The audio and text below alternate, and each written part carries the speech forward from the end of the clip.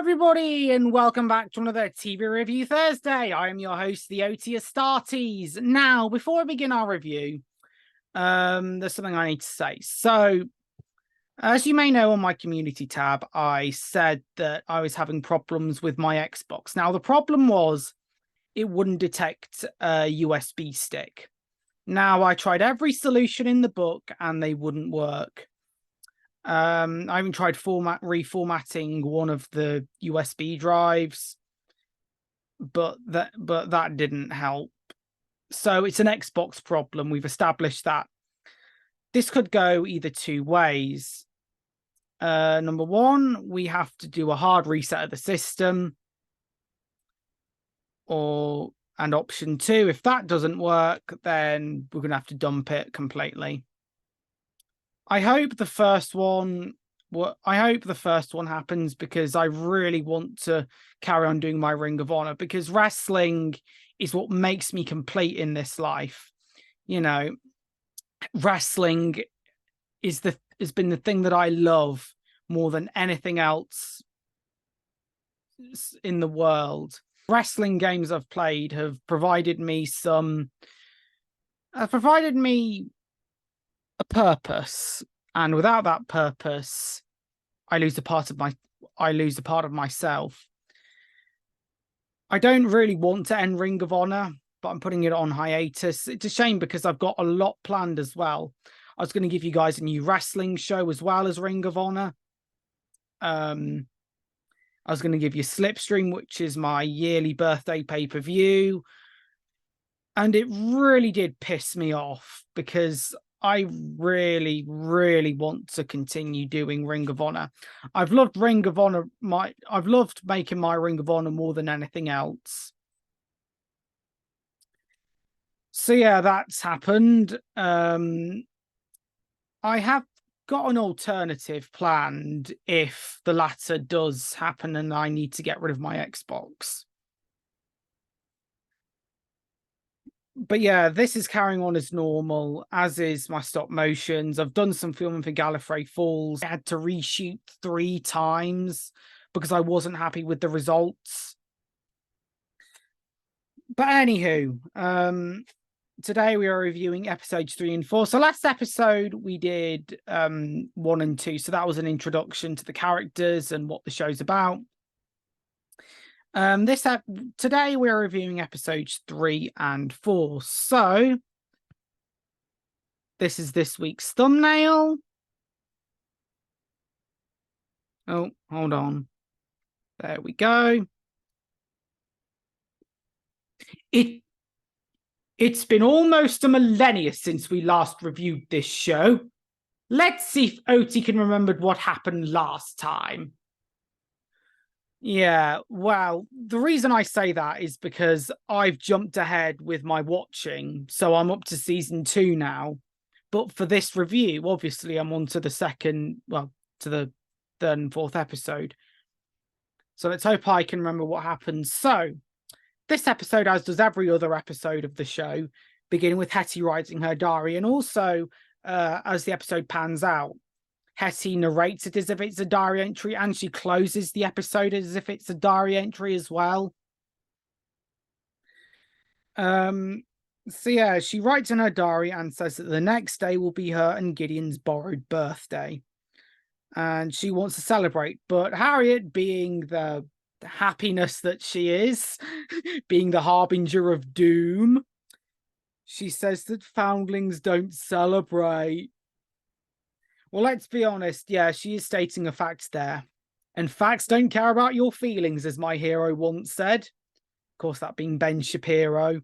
So then Sheila and her friends come in to taunt Hetty after what happened in the end of the last episode, when her and her friends got their hair cut short. So when Sheila goes, Hetty makes a plan.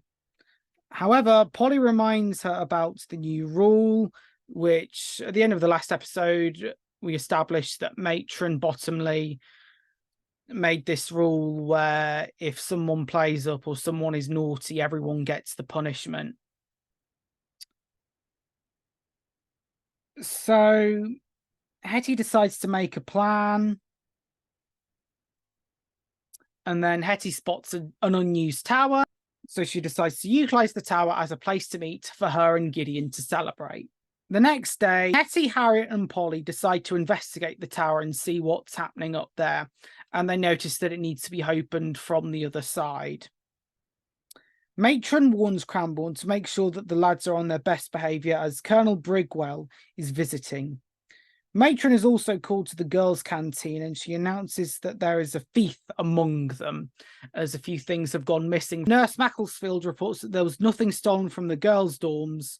Sheila overhears the conversation, and she's determined to catch the thief for herself, probably as a way to get back into Matron Bottomly's good books. So in the garden, the boys are working, and everybody talks about where Matthias could be now, and we are introduced to the character of Vince. They taunt Gideon about where Matthias could be now. So then we cut to Hetty, Polly, Mary, and Harriet, and they make a plan to relay a message to Gideon about the tower. A rat is found in the kitchen, and the chef catches it just in time. And we have the very funny revelation that Matron Bottomly, and of all the things that she could be scared of all the things, all right, this really serious, strict woman who looks like she's got a heart of steel, she's scared of a bloody rat. She best not watch Teenage Mutant Ninja Turtles then. Hetty warns Cranbourne that there are rats in the kitchen, and everyone's on high alert. Everyone has a massive panic because they found a rat.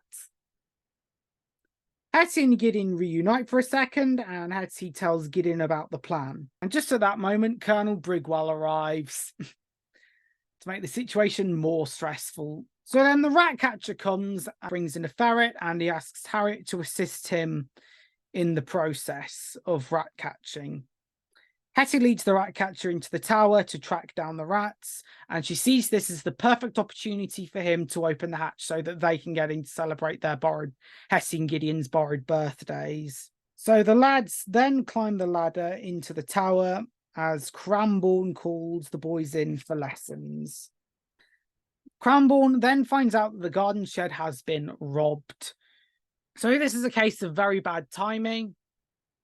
So Polly and Hetty help out the rat catcher by taking them inside of the roof, hopefully to open the hatch to the tower.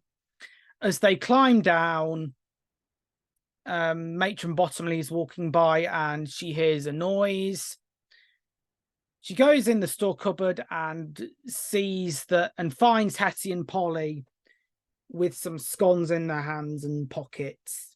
Matron is convinced that Hetty and Polly were stealing because it looks like they were stealing some scones, and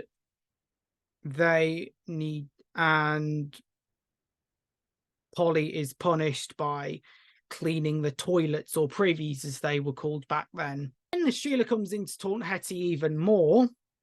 So then another rat is found, and Hetty decides to hide it in her bonnet, and she releases the rat to open the hatch needed to access the tower. Later that day in the girls' dormitories, Polly gets back and they decide to give the signal to the boys. So Cranbourne informs Matron that they will keep a tight rein for the sake of her job. Then Matron reminds Cranbourne that Colonel Brigwell has a lot of confidence in her leadership. However, for the boys, they're having a hard time getting towards the tower because their way is blocked by a closed door. Gideon has a plan, though, and it's very dangerous. He decides to go to the edge of the roof and swing across it as if he's Indiana Jones. And it reminded me of that Doctor Who Christmas special, The Next Doctor, where David Tennant and David Morrissey were in it. So David Morrissey did something similar where he swung across to save his on-screen son. Jackson Lake was the character he played. God, I miss that. I miss that Doctor Who. Even though Matt Smith was a much better Doctor than David Tennant, unpopular opinion, and he lets Walter and Ned in from the other side. So celebrations are then underway as everyone meets up in the tower. Meanwhile, in the corridors, Sheila hears the thief, and her, Monica, and Elizabeth scream in unison, which is the most annoying, which is the loudest sound I've ever heard. This screaming cuts Hetty and Gideon's borrowed birthday celebration short. And Matron and Cranbourne both investigate and find that Matthias turns out to be the thief all along. Which moves us into episode number 4. So we begin with Matthias having a nightmare where he's chained up. So I might actually search up the interpretation for this. So, according to the internet, the meaning of chains is a dream which can be interpreted in many different ways. Chains symbolize an invisible connection between the dreamer and some object, both in the material and spiritual levels. They reflect inability to act, weakness, pressure, or a specific goal. Chains generally slow a self-limitation on overcoming difficulties that arise. They reflect greater power and authority in the individual. Dreaming of a chain provides significant meaning. It tells us about the essential changes that arise. You will find it easier to accept. So here we go. So being restrained or bound can indicate that you will feel trapped in some aspect of your life. Strong chains can... So being bound or restrained can indicate that you are feeling trapped in some sort of aspect of your life. Some chains can symbolize strength and power. Being chained up or restrained can also indicate feelings of guilt or shame. Breaking free or taking control can indicate a desire to overcome these feelings. So, yeah, that sums up Matthias's situation pretty well. I'm sure it's either PTSD or it's more of a nightmare.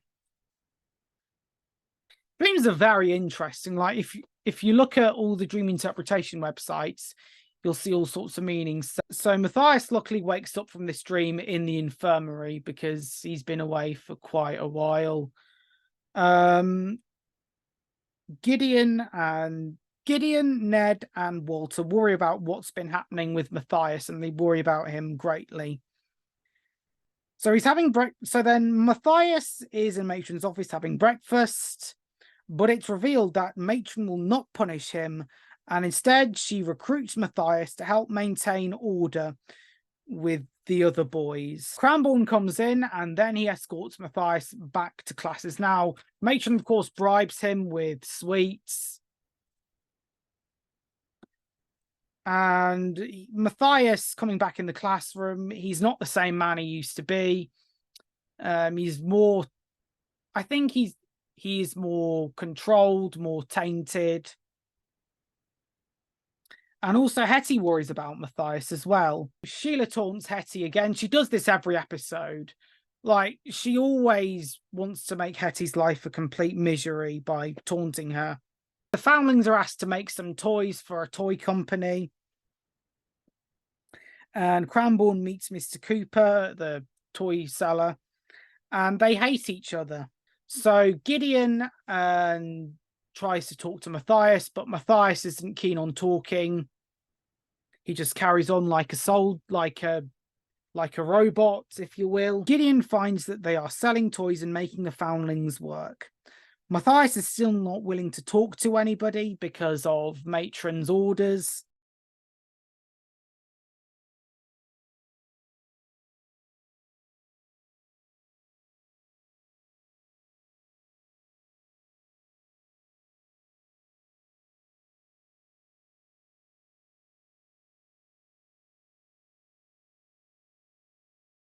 So everybody is asked to build 100 toys for charity, even though, of course, Matron Bottomly lied to them. There's a montage of Foundlings painting, making, sweating. And later that night, Gideon calls a meeting in the tower and they plan to sabotage the toy production. During this meeting, Walter also coughs really badly, like this is awful coughing, and he collapses on the floor. So in the infirmary, Nurse Winston finds a rash on a child's hand. She tells Matron Bottomly of this, but Matron Bottomly wants everyone working at peak capacity. to fulfill the order. Cranbourne tries to convince Matron to stop, but she shuts him down. And Cranbourne also tells Matron that she needs to stop this because the Foundlings are getting ill. But Matron doesn't care about the Foundlings because she'd rather see them working and fulfilling the order, and she'd rather see all the money. She'd rather get a big fat check of money. Back to the girls, because the girls are making Jack in the Boxes, and Monica falls ill and wants to go to the infirmary, but Nurse Macclesfield tells them that she can go when they've finished. While this is happening, Hetty and her friends form a plan. They form a plan. Monica overhears and informs Sheila of the plan of sabotage. Matthias, Gideon, and Ned move some boxes into the storeroom. And Gideon takes this as an opportunity to apologize for being a bit. Gideon uses this as an opportunity to apologize to Matthias and tells him about their plan. But Matthias is too scared to go against Matron's orders. And Matthias doesn't give them the key. And he says that he wants to stop out of their plan. He then goes back to Matron's office and returns the key to the storeroom. She reminds him about their deal, and Sheila comes in and tells Matron about Hetty's plan. Matthias still has the keys, but because of the Foundlings falling ill, Matthias decides to jump back on board the Defiance train with Hetty and co. So everybody starts to sabotage the toys, and Matron starts walking down to see what's going on. Hetty locks the door behind her, and Matron loses her key. She finds a spare set from Cranbourne, and all this is, of course, giving Hetty and co extra time to break all the toys so that Mr. Cooper can't sell them.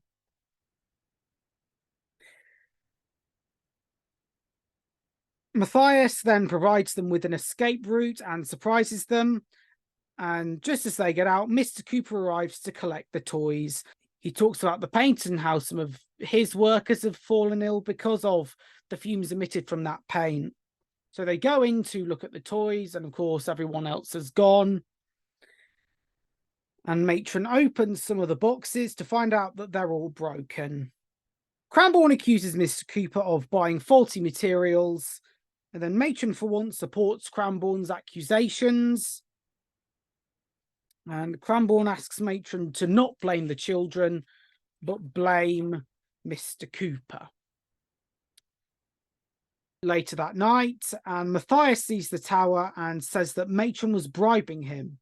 He also opens up about nearly getting sold, and he says that only he got out alive because in the first episode, the advert said about A New Life at Sea. Well, little did he know that he was going to be sold to somewhere else. So another example of trafficking. Now, there's a film I really want to watch about this called Sound of Freedom, and it looks really good. You know, screw Barbie, screw Oppenheimer. I want to watch Sound of Freedom because that looks like a really informative film, and I've heard some good things about it from the people that I watch. So episode 3 in a nutshell was Hetty's daring plan to manipulate a rat catcher to open the hatch so that they can go into a tower. Now, one thing I have with this is how come Matron Bottomly knew that this tower existed, but she never bothered to explore it? Like, it should have been part of the plan. Of course, it was probably in the plans of the hospital, but at least someone might have gone up there at some point and noticed that, hold on, a few things in the tower have changed. Surely someone's not been up here. Surely someone's been up here. I think the 4th episode, I think this is a good chance for, I think this is Sheila's best attempt to get back into Matron's good books after last episode, because she's so desperate to she's so desperate to become Matron's favorite. Episode 4, I think this is a good example of child slave labor and what it can do to children. And she also picks money over the lives of children. You know, she said that if children can work, at least that I'm going to get some money. And she was so determined to get paid at the end of the day. And you can see in episode 3 as well, all she cared about was money. And that's an ongoing theme for this series and an ongoing point in her character's description. You know, she loves money. She's greedy for money. So yeah, I think that'll wrap up this episode. This took a lot of editing to do, a lot of takes, a lot of outtakes as well. If I've not explained anything correctly, then my apologies. I'd like to thank you everyone for watching, and I'll see you all in the next episode. So goodbye and good night.